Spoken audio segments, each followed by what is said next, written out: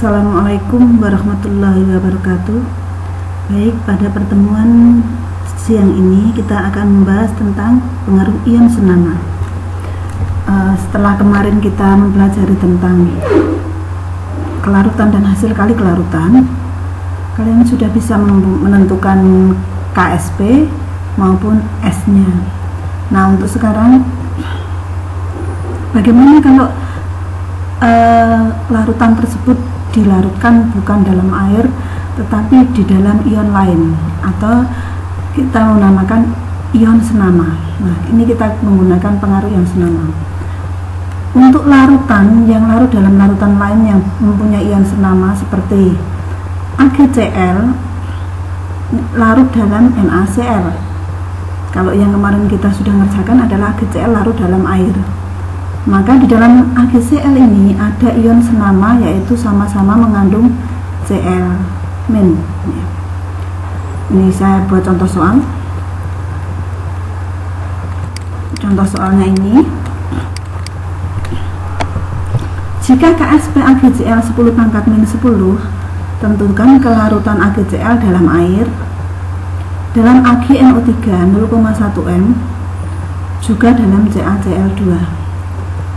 Kalau kita kelarutan di dalam air seperti biasa, yaitu menggunakan AgCl menjadi Ag+ plus Cl-.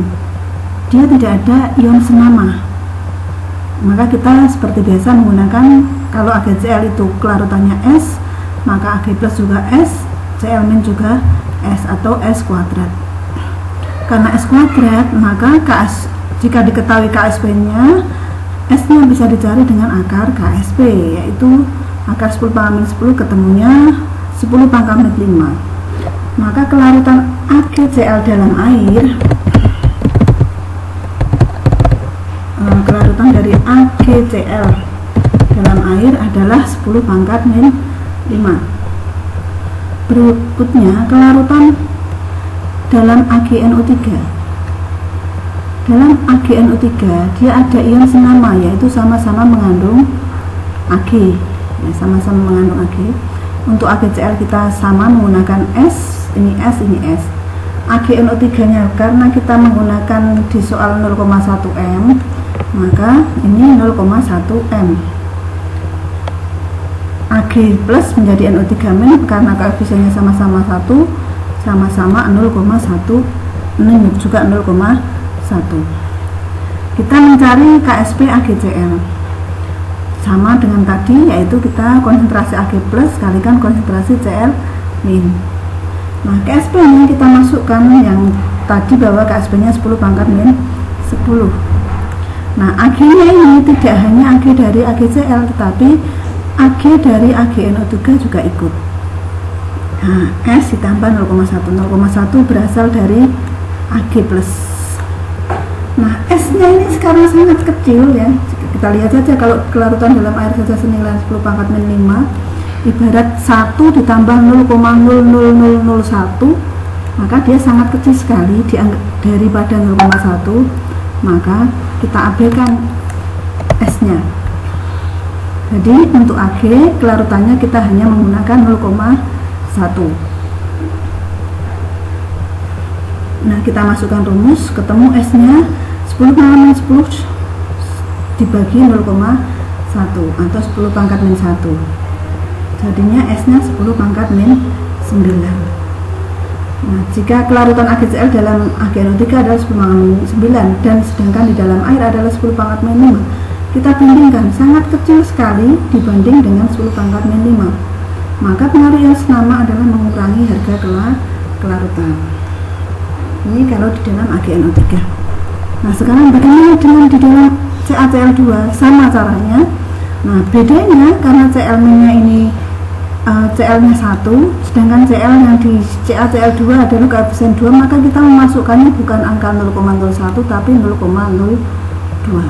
Nah, kita ganti sama dengan tadi, KSP Ag plus Cl-. Nah, S-nya ini sangat kecil, maka kita abaikan dibanding dengan harga 0,1, sangat kecil dibandingkan dengan harga 0,02, maaf ya, 0,02, maka bisa diabaikan. akhirnya 0,02S atau 2 kali 10 pangkat min 2, jadinya 5 kali 10 pangkat min 9.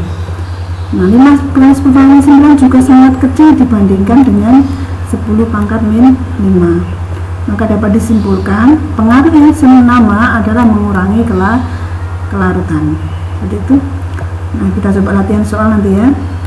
Jika KSP PBr2 adalah 4 kali 10 pangkat min 13,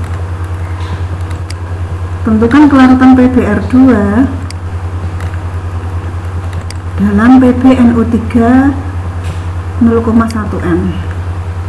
Dicoba ya nanti latihan ya. Nah, itu pengaruh ion senama. Melanjutkan pengaruh ion senama ini sebenarnya serupa dengan pengaruh ion senama, yaitu pengaruh pH terhadap kelarutan. Sama persis caranya ya, tetapi nanti pH selalu dikaitkan dengan hidroksida.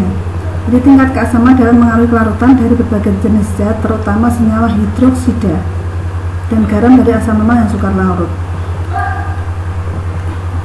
Untuk ngerti, coba contoh berikut lihat ya. Tentukan kelarutan senyawa NaGOH 2 kali dalam air.